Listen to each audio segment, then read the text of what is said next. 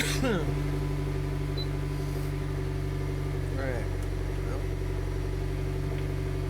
kiddos, we are back this week for another vlog. And to be quite honest with you, it's been a ridiculously slow week. And we haven't had much to vlog about. So I'm still going to do the vlog. Not going to not do it.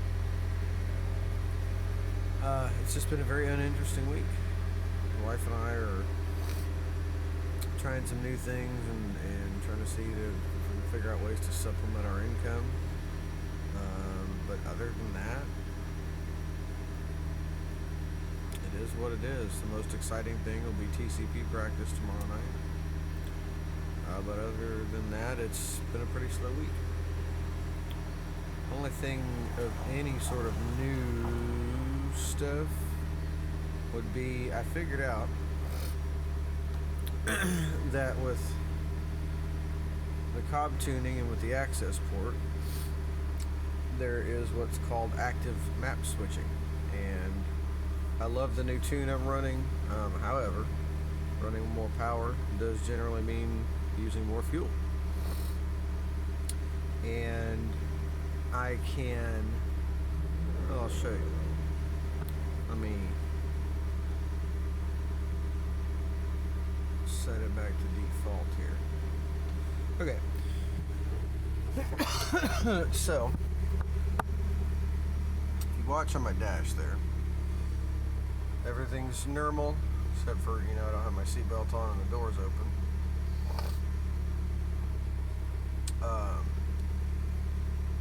Which means I'm running the normal tune of the map I have loaded currently.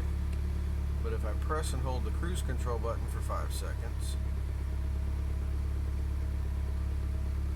now the intercooler sprayer light starts flashing, which that light to me is interesting. I got to do some research because as far as I'm aware, this car doesn't have an intercooler sprayer unless it's automatic, but I've seen no nozzles. But anyway, that little light flashing means I am now on the economy map, and what it does is it caps boost at 10 psi and considerably drops power. However, it considerably raises my gas mileage. The only downside is that light flashes all the time until you press and hold the cruise control button for 5 seconds and set it back. Because of the fuel savings, I've learned to live with it. It's actually saving me a bit of fuel even on stock tune. So I can't complain too terribly much. I could, but it'd be unwarranted. Okay. Trying this new mounting option for the camera. I've had this little windshield sticky mount thingy for my GoPros for a while, and haven't really ever used it for much of anything. So I figured I would put it to the test today and see if it'll hold this camera up, and so far so good. I'm actually very happy with it. So yeah. As I mentioned on the Drinking Buddies live stream this past Sunday, I am working on trying to set up some giveaways through Amazon. I don't have anything concrete yet, but I am working on it, and hopefully that's something I can get going here fairly quickly. But I'm not going to make any promises because I don't want to make any promises I can't keep. But I am working on it to see what I can do. Yeah, nobody at my job can do anything without me, baby. Yeah, no, when I'm not there, the shit just falls right apart. Yeah, baby. On the one hand, I like being depended on and being kind of a leader of sorts. However, on the other, there's days where it's like, oh my God, Deuce, grow up! Why? Sometimes it's out of laziness, sometimes it's out of ignorance, and just like I said, there's perks and there's downsides. Some days it's like, oh God, just grow up and do something on your own. Why? Why does it always have to be me? But oh well. It is what it is. Like I said before, people, this vlog is not bullcrap. This vlog is not made up. It's not scripted. You're literally getting to peek into somebody else's day-to-day life. Is it boring most of the time? Yeah, kind of is. But this is real life. I know I've said this before. I don't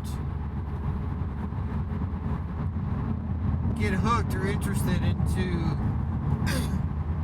some of the other people's stuff where everything, they try to make you believe it's real. Like they try to do it like a movie or a TV show. They try to make you believe or suspend disbelief, and that all of this crap that they're doing is legitimate and real, and but it's not. It's all bull crap. And every single bit of it is crap. It's all scripted. I mean, have you ever sat and watched anyone else's vlog and gone, gee, I wonder how they were able to do that? Nobody, like say they're filming at a restaurant. Gee, how did they do that? Nobody said a word to them. Because they had to contact the owner or manager, set up a day and time when nobody else was going to be in there, or pay them to set aside time to be closed to let just them in to do what they're doing. Nothing just happens that way. It just doesn't. And this is coming from somebody who came out of a business where we were trying to do things like music videos and commercials and things like that for local businesses who can't, afford to do the huge big budget production stuff like you see on TV every day. And trying to do that and figure everything out and get paid, and then they wanted to haggle because, well, I'm having to shut down my restaurant and I'm paying you. I shouldn't have to pay you because I'm losing this money and all this crap. And it's like, guys, you're getting something that's super high quality for dirt cheap, and you're still going to haggle when there's nobody else going to do it for? I mean, come on. My problem has been trying to concentrate on too many projects at once, and unfortunately I picked up that bad habit from a former business partner. We're still friends, we're just not business partners any longer, and unfortunately I did pick up some of his bad habits.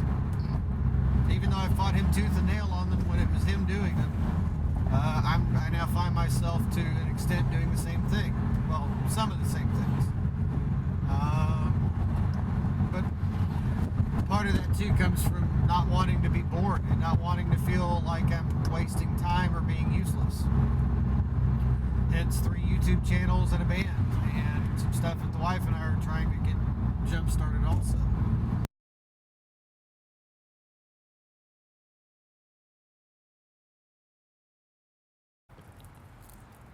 Monsters on Parade.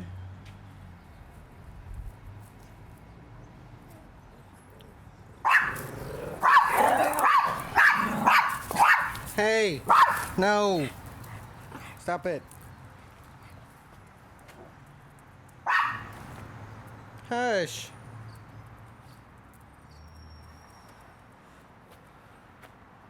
No, we're not going anywhere. No, we're not going anywhere.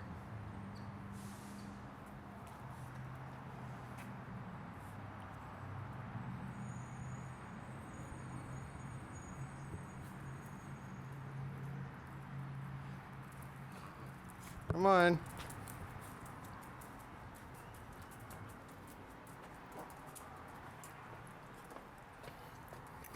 One side. Come on.